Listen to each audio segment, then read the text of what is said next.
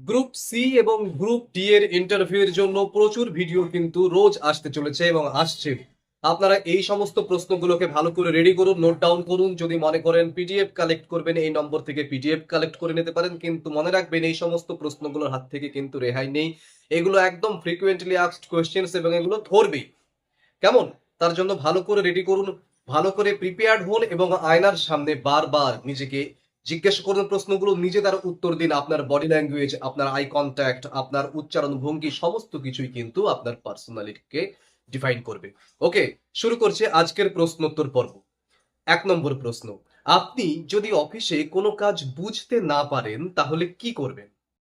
Sir বা madam, যদি আমি কোনো কাজ পুরোপুরি বুঝতে না পারি তাহলে প্রথমে নিজে থেকে বোঝার চেষ্টা করব, তারপরেও যদি সমস্যা থাকে তাহলে আমি আমার সিনিয়র বা সহকর্মীর কাছে ভদ্রভাবে সেটি জিজ্ঞেস করব। কারণ ভুল করে কাজ করবার থেকে সঠিকভাবে জেনে নিয়ে কাজ করা আমি অন্তত মনে করি গুরুত্বপূর্ণ। আমি সবসময় চেষ্টা করি এবং করব কাজটি সঠিকভাবে শিখে নেবার। অর্থাৎ আপনার পয়েন্ট কি? আমি ভুল করার থেকে শেখাকে বেশি গুরুত্ব দিব, সঠিকভাবে কাজটি সম্পন্ন করব। পরবর্তী প্রশ্ন, আপনি কি কম বেতনে, মানে এই যে যে চাকরি করতে আসছেন এর বেতনে বা এই কম বেতনে কি রাজি কাজ করতে? স্যার ম্যাডাম, আমার কাছে বেতন গুরুত্বপূর্ণ অবশ্যই, কিন্তু তার থেকেও বেশি গুরুত্বপূর্ণ হলো একটি স্থায়ী এবং সম্মানজনক চাকরি। আমি বিশ্বাস করি এই চাকরির মাধ্যমে আমি অভিজ্ঞতা অর্জন করতে পারবো এবং ভবিষ্যতে নিজেকে আরো উন্নত করতে পারবো। তাই আমি কাজ শেখা ও দায়িত্ব পালনের দিকেই বেশি গুরুত্ব দেব। অর্থাৎ আপনার পয়েন্ট হবে কি, আমি কাজ শেখা এবং অভিজ্ঞতাকে অগ্রাধিকার দিচ্ছি। আমি দায়িত্বের সাথে কাজ করতে চাচ্ছি। মাইনে বা বেতন অবশ্যই গুরুত্বপূর্ণ, কিন্তু তার সঙ্গে এইগুলো। পরবর্তী প্রশ্ন, আপনি যদি কোনো সহকর্মীর সঙ্গে হঠাৎ মতবিরোধে জড়িয়ে পড়েন তাহলে কি করবেন? স্যার বা ম্যাডাম, মতবিরোধ হওয়া স্বাভাবিক বিষয়, কিন্তু আমি সবসময় চেষ্টা করব শান্তভাবে আলোচনা করে সমস্যাটির সমাধান করে নিতে। আমি অন্যের মতামতকেও সম্মান করি এবং চেষ্টা করব সেটি করার। নিজের মতামতও ভদ্রভাবে উপস্থাপন করব আমি। প্রয়োজনে সিনিয়রের সাহায্যও নিতে পারি। আমি মনে করি যে আমি যখন বিরোধী হিসেবেও কোনো কিছু কথা বলছি, সেই ভদ্রতাটা সেই ভদ্রতা রেখেই তারপরে সেই বিরোধিতা করা উচিত। অর্থাৎ আমি যখন ৯৯ জন মানুষ এক কথা বলছেন আর আমি একজন উল্টো কথা বলছি, সেক্ষেত্রেও আমার আচরণ যেন সংযত থাকে সেদিকে আমি লক্ষ্য রাখি এবং সেটি লক্ষ্য রাখবো। পরবর্তী প্রশ্ন, আপনার কাছে শৃঙ্খলা বা ডিসিপ্লিন কেন গুরুত্বপূর্ণ? স্যার বা ম্যাডাম, শৃঙ্খলা একজন মানুষের কাজের মানকে উন্নত করে, আচরণকে উন্নত করে। একটি অফিসে সময় মতো উপস্থিত থাকা, দায়িত্ব সঠিকভাবে পালন করা, সমস্ত নিয়ম সঠিকভাবে মেনে চলা, এই সমস্ত কিছুই শৃঙ্খলার অংশ। আমি মনে করি যে কোনো শৃঙ্খলাবদ্ধ মানুষই সফল হতে পারে। অর্থাৎ আপনার পয়েন্ট কি, শৃঙ্খলা সফলতার মূল চাবিকাঠি এবং আমি সমস্ত শৃঙ্খলা মেনে নিয়ম মেনেই কাজ করব। পরবর্তী প্রশ্ন, আপনি কি কখনো কোনো দায়িত্ব পালন করতে গিয়ে ব্যর্থ হয়েছেন? স্যার ম্যাডাম, হ্যাঁ, আমি কাজ করতে গিয়ে অবশ্যই ব্যর্থ হয়েছি। কিছু কিছু ক্ষেত্রে হয়তো সময় মতো কখনো সেই কাজ শেষ করতে পারিনি, কিন্তু আমি সেই অভিজ্ঞতা থেকে অবশ্যই শিখেছি যে পরিকল্পনা এবং সময় ব্যবস্থাপনা কতটা গুরুত্বপূর্ণ। এরপর থেকে আমি সমস্ত কাজ আগে থেকে পরিকল্পনা করি। অর্থাৎ আপনার পয়েন্ট কি, আমি ব্যর্থতা থেকে শিক্ষা নিয়েছি, আমি নিজেকে উন্নত করবার চেষ্টা করেছি। পরবর্তী প্রশ্ন, আপনি যে পোস্টে জয়েন করতে চলেছেন, আপনি কিভাবে প্রমাণ করবেন বলুন তো যে আপনি সময়নিষ্ঠ বা পাংচুয়াল? স্যার বা ম্যাডাম, আমি সব সময় নির্দিষ্ট সময়ের আগেই প্রস্তুত থাকবার চেষ্টা করি। আমি আমার দৈনন্দিন কাজগুলোকে পরিকল্পনা মাফিক করবার চেষ্টা করি। সময় মতো শেষ করবার অভ্যাস গড়ে তুলবার চেষ্টা করি। আমার এই অভ্যাস প্রমাণ করে আমি সময়নিষ্ঠ। আমি অন্তত সেইভাবেই আমার স্কুলে বা আমার অফিসে সেগুলো মেনে চলবো। অর্থাৎ আপনার পয়েন্ট কি, সময় মেনে চলা আপনার অভ্যাস, দায়িত্বশীলভাবে কাজ করা আপনার অভ্যাস। পরবর্তী প্রশ্ন, আপনি যদি একই সময়ে একাধিক কাজ পান তাহলে কিভাবে সামলাবেন? স্যার বা ম্যাডাম, আমি কাজগুলোকে অবশ্যই গুরুত্ব অনুযায়ী প্রথমে ভাগ করব এবং যেগুলো জরুরি সেগুলো আগে সম্পন্ন করব। প্রয়োজনে আমি সিনিয়রের পরামর্শ নেব, হেডমাস্টার মশাইয়ের পরামর্শ নেব। পরিকল্পনা করে কাজ করলে আমি মনে করি একাধিক কাজও খুব সহজে সামলানো যায় যদি আমার সঠিক সময় ব্যবস্থাপনা থাকে, সঠিক পরিকল্পনা থাকে। অর্থাৎ আপনার পয়েন্ট কি, পরিকল্পনা করে কাজ করা, কাজের অগ্রাধিকার অনুযায়ী দায়িত্ব পালন করা। পরবর্তী প্রশ্ন, আপনি কি কখনো নেতৃত্ব দিয়েছেন কোনো কিছুতে? অর্থাৎ আপনার লিডারশিপ হিসেবে, মানে লিডার হিসেবে আপনার ভূমিকা জানতে চাইছেন ইন্টারভিউ করুন। স্যার ম্যাডাম, আমি ছোটখাটো কাজ বা গ্রুপ টাস্কে নেতৃত্ব দেওয়ার সুযোগ পেয়েছি এর আগে। আমি চেষ্টা করেছি সবার মতামত শুনে কাজ ভাগ করে দিতে এবং সময় মতো কাজ শেষ করতেও। এতে আমি টিম ম্যানেজমেন্ট সম্পর্কে অনেক কিছু শিখেছি। অর্থাৎ আপনার পয়েন্ট কি? টিমকে আপনি সমন্বয় করতে পারেন, একসঙ্গে কাজ করতে পারেন, দায়িত্ব নিয়ে কাজ করতে আপনি পছন্দ করেন এবং সেটিতে আপনি সফলতাও পেয়েছেন। পরবর্তী প্রশ্ন, আপনি কেন প্রাইভেট চাকরি না করে সরকারি চাকরি আপনি বেছে নিচ্ছেন? স্যার বা ম্যাডাম, সরকারি চাকরি একটি স্থায়ী এবং সম্মানজনক পেশা। এখানে সমাজের জন্য কাজ করবার সুযোগ থাকে এবং নিরাপত্তার ব্যবস্থাও বেশি থাকে।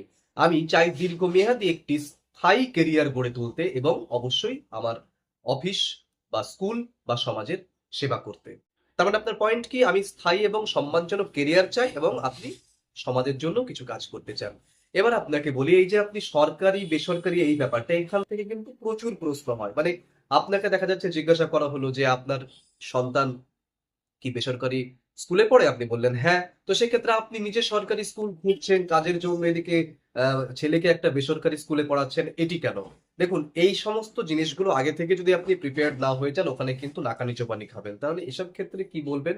যে এক্ষেত্রে কয়েকটি কারণ দেখাতে পারেন। সেটি হচ্ছে, আমার বাচ্চা বেসরকারি স্কুলে ভর্তি হয়েছে, তার কারণ হচ্ছে যে টাইম টেবিল। প্রথমত একটি যে টাইম টেবিল, যে আমার বাচ্চার যে বেসরকারি স্কুলের টাইম টেবিলের সঙ্গে তাকে আনতে এবং রেখে আসার যে সময়, সেই টাইম টেবিলটা ম্যাচ করে। এটা এক নম্বর পয়েন্ট। দ্বিতীয়ত হচ্ছে, রেখে আসা বা নিয়ে আসবার মানুষ নেই, সেক্ষেত্রে প্রাইভেট স্কুলে প্রাইভেট কারের ব্যবস্থা থাকে, তো সেই সুবিধাটা পাওয়া গিয়েছে। এটা বলতে পারেন। অথবা আপনি বলতে পারেন যে আমার বাচ্চার যখন একদম ৩ বছর বয়স, আমি চেয়েছিলাম যে একটা হাসিখুশি আ মা মাখা একটি পরিবেশে সে অন্তত বন্ধু-বান্ধবদের সঙ্গে কিছুটা সময় কাটাক। যে কারণে ওকে স্কুলে দেয়া হয়েছিল এবং তারপরে সে সেখানে অভিযোজিত হয়ে গেছে এবং আমি আর সেখান থেকে তাকে নিয়ে আসিনি। সেখানেই তার বন্ধু-বান্ধব হয়ে গেছে, সেখানেই সে স্কুল করছে। এরকম আপনি বলতে পারেন। এই ২-৩ টে পয়েন্টের মধ্যে ১ টি, ২ টি বা ৩ টিও বলতে পারেন যদি সময় পান। ঠিক আছে? কিন্তু আপনাকে আগে থেকে কিন্তু রেডি রাখতে হবে। নাহলে কিন্তু ওখানে মুখ চুপ করে বসে থাকতে হবে। সরকারি স্কুল, বেসরকারি স্কুল এসব নিয়ে অনেক প্রশ্ন হবে, সেগুলো আমি দেব। ঠিক আছে? আ এবং আপনি কেন বেসরকারি জায়গাতেই গ্রুপ সি আ গ্রুপ ডি না খুঁজে সরকারি জায়গাতে এসে খুঁজছেন, এই প্রশ্নের উত্তরও কিন্তু জেনে রাখতে হবে। এই সমস্ত কিছু কিন্তু আসছে ভিডিওতে। আরেকটা জিনিস বলব, সেটা হচ্ছে, আ আপনাকে এরকমও জিজ্ঞাসা করতে পারে আপনার নেক্সট জেনারেশন কে আপনি কোথায় ভর্তি করাবেন? বেসরকারি না সরকারি স্কুলে? আপনি তো বেসরকারি স্কুলে না গিয়ে সরকারি স্কুলে চাকরির জন্য এসেছেন। তো সেক্ষেত্রেও কিন্তু যদি আপনার সন্তানের ব্যাপারটা ইন ফিউচার এর ব্যাপার হয় আরকি, তাহলে সেক্ষেত্রে আপনি অবশ্যই বলে দেবেন, "না, না স্যার, আমি অবশ্যই সরকারি সমস্ত কিছুই প্রেফার করি।" ইত্যাদি বলে দেবেন। যদি কথায়, কথায় বেরিয়ে যায় যে সন্তান বেসরকারি স্কুলে পড়ে, তাহলে সেক্ষেত্রে আপনি আগের দেওয়া যে যুক্তিগুলো, সেগুলো কিন্তু মাথায় রাখবেন এবং সেগুলো বলবেন।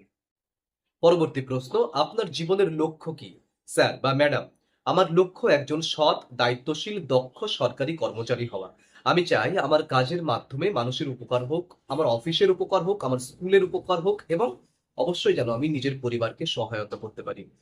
অর্থাৎ আপনার পয়েন্ট কি? আপনি একজন সৎ সরকারি কর্মচারী হতে চান। এটিই আপনার লক্ষ্য।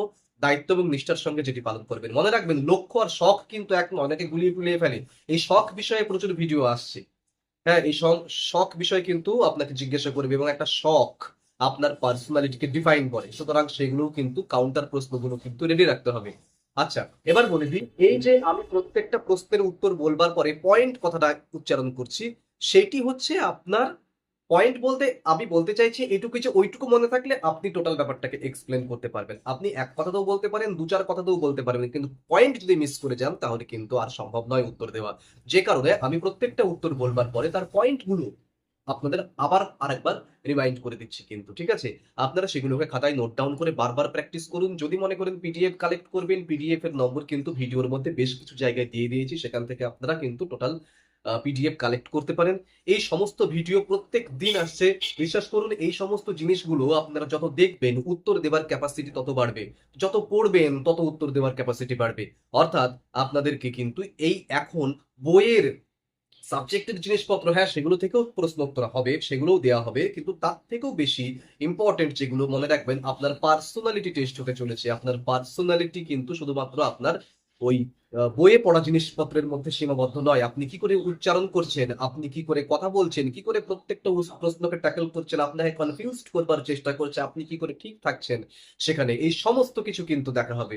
সুতরাং সেগুলোকে ভালো করে রেডি করুন এবং বারবার আয়নার সামনে নিজেকে প্র্যাকটিস করুন এবং বলুন যে কিভাবে, দরকার হলে নিজেকে ভিডিও করে নিজে দেখুন। ঠিক আছে? আপনি বুঝতে পারবেন যে আপনার কোথায় প্রবলেম হচ্ছে। এই সমস্ত ভিডিও রোজ আসছে। ভিডিওটিকে লাইক করুন, চ্যানেলটিকে সাবস্ক্রাইব করুন। এত ছোট ভিডিওতে এত স্টাডি মেটেরিয়াল একটা কোথাও পাবেন না। সুতরাং চ্যানেলটিকে সাবস্ক্রাইব করুন এবং পরবর্তী ভিডিওর জন্য বেল আইকনটি অবশ্যই প্রেস করে রাখুন। গ্রুপ সি এবং গ্রুপ ডি ইন্টারভিউ এর প্রচুর স্টাডি মেটেরিয়ালস নিয়ে আসছি প্রত্যেকদিন। সেগুলো সবাই দেখুন। দরকার হলে পিডিএফ কালেক্ট করে নিন। ভালো থাকুন। দেখা হচ্ছে পরের ভিডিওতে খুব তাড়াতাড়ি।